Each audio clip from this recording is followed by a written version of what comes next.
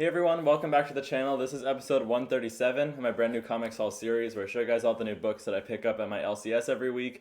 So pretty light week for me this time around. I've just got 5 issues, 4 from Marvel, 1 from Image Comics. There's a pretty big release which I'll show you guys first though, and just some good issues of ongoing series. So a lot to look forward to this week. I hope you guys are all having a good holiday season so far, by the way. I know that this is the day of releases before Thanksgiving, so whenever you're seeing this, I hope you had a good Thanksgiving or are going to. Hopefully you've got good plans with your family and everything. But I'll just get right into it here. So biggest release probably from Marvel this week is Carnage #1. I've been reading all the Carnage stuff that's come out over the last couple of years, right? So this is a new ongoing series, but it's kind of part of this like ongoing plot thread that's been already happening for a while. You can start at the beginning of it. It goes all the way back to like Absolute Carnage and stuff, right? So there's just been a pretty long-standing saga for Carnage that has been developing over the past few years. But for this new ongoing series specifically, we've got Torn Grönbeck coming on as a writer. I felt kind of indifferent about her writing for a while. I feel like she maybe a lot of the times gets a little too deep into like lore and stuff. And bring in a bunch of different characters and plot threads to the point where it's like hard to follow. But this series so far, Ram V's run that came before this one that didn't last very long, that led into Death of the Venomverse. So it's just been like a really big evolution for the Carnage symbiote. He's been separate from Cletus Cassidy for a really long time now, going around the multiverse and collecting different powers from different gods and stuff and becoming like the best or at least most powerful version of himself that he's ever been. And then in Death of the Venomverse, we saw him going around and trying to kill all Venoms in the multiverse. I honestly forget exactly how that ended, but I think it left Carnage still at his one of his most powerful states, right? Like he didn't lose in that story, so that was interesting. We'll see about this. This is supposed to reunite Cletus Cassidy with the Carnage symbiote, and I guess lead into like more of a classic Carnage storyline again. But he's still got all these powers, so who knows what the deal is here? I know Flash Thompson is involved though. That's one of my favorite characters as Agent Anti-Venom, and I'm looking forward to this. So that's Carnage #1. I might do a review this one too, so look out for that. Next up from Marvel Comics, another good ongoing series that they've been putting out lately. We've got Hulk #6.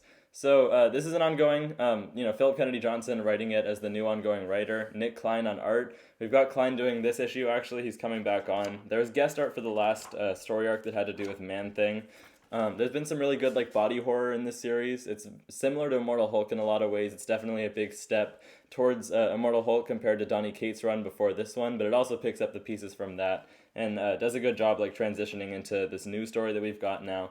It basically just follows Bruce Banner kind of at war with the Hulk persona though, right? They don't like each other after Donny Cates' run of Hulk, so they're, completely opposed to each other in every way. So they've got totally different things that they're doing. They don't have the same goals every time that they take over the body. I forget her name, but it also deals with this like runaway girl that he's been looking after that's become kind of a sidekick, like a Rick Jones-esque character.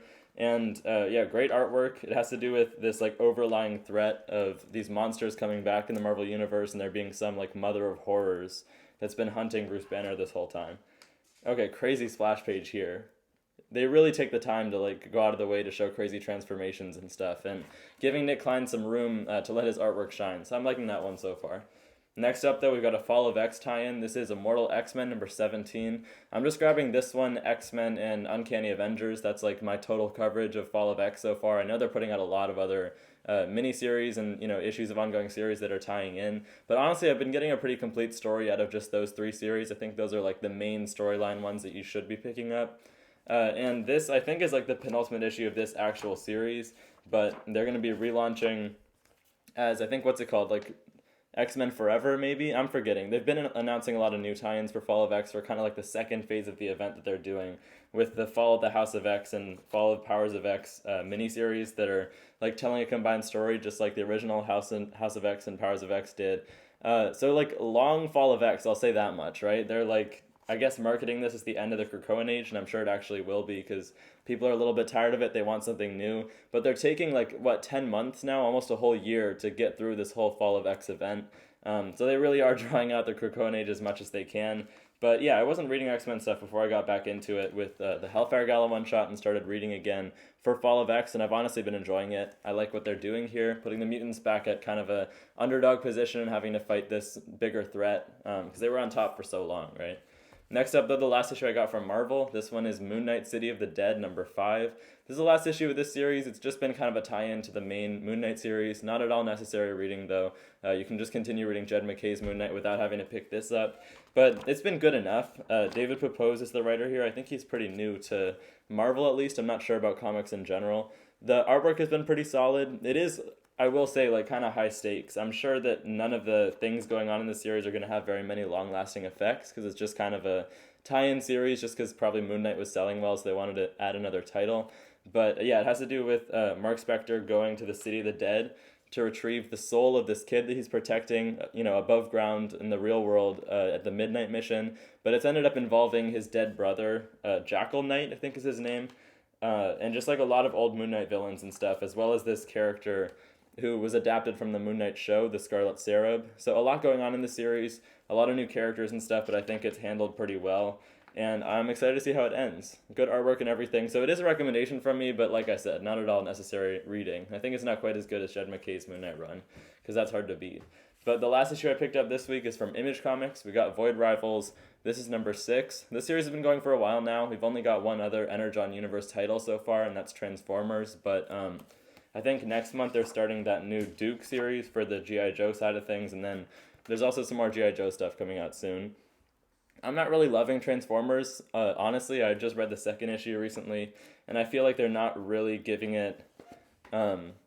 I don't know, it's like hard to read as a new reader, I guess is what I'm trying to say. Like, there's way too many characters being juggled and stuff. I can't really tell them apart as someone who's never read Transformers stuff before. So I'm not sure about the Energon universe in general. I'll have to wait for G.I. Joe stuff to come out to really get more of a grasp of what the shared universe is going to be like. I know they're marketing it as kind of like each series can stand alone. You don't have to read all of them, but there are connections. So maybe long term I'll just keep picking up Void Rivals and skip out on the other stuff, because this is a really good standalone series. I've enjoyed just like the sci-fi aspect of it. Robert Kirkman building a really intricate world here, kind of like Invincible-esque, right? Building up a bunch of different factions and stuff, and this whole history behind these two alien races that are involved.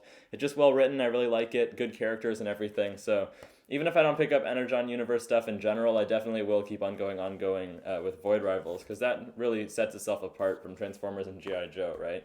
But those were the 5 issues that I picked up this week. I don't know what you guys got, though, if you're able to make it down to your LCS this week. Let me know down in the comment section below which was your favorite issue if you've already read them.